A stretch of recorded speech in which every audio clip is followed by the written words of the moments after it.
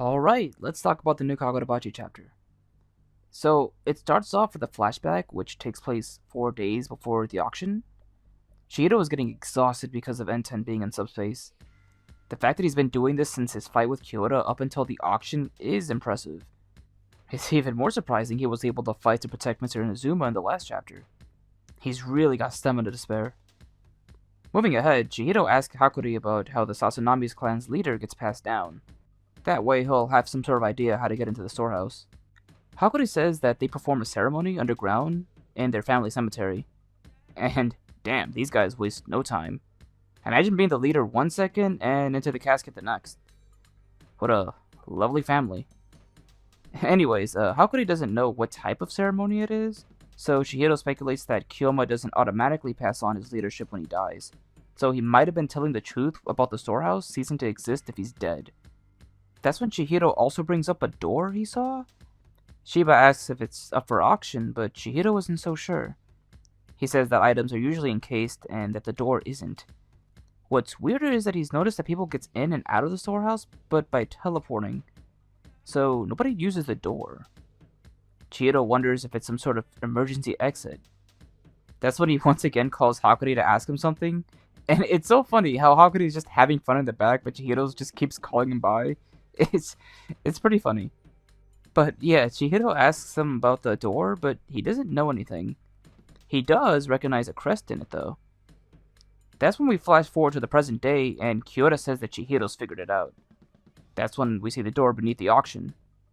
Meanwhile, everyone knows that Chihiro is there, so now it's a hunt.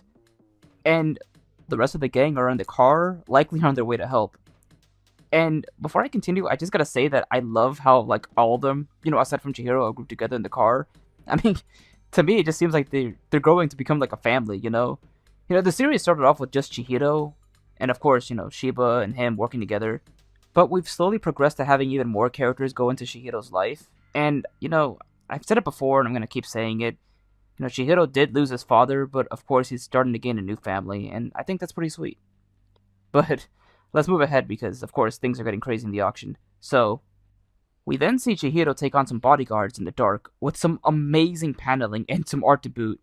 Bro held one blade in his hand and the other in his mouth, and he starts using lightning and throws one of his blades above as bait and slices as many of them as he can down.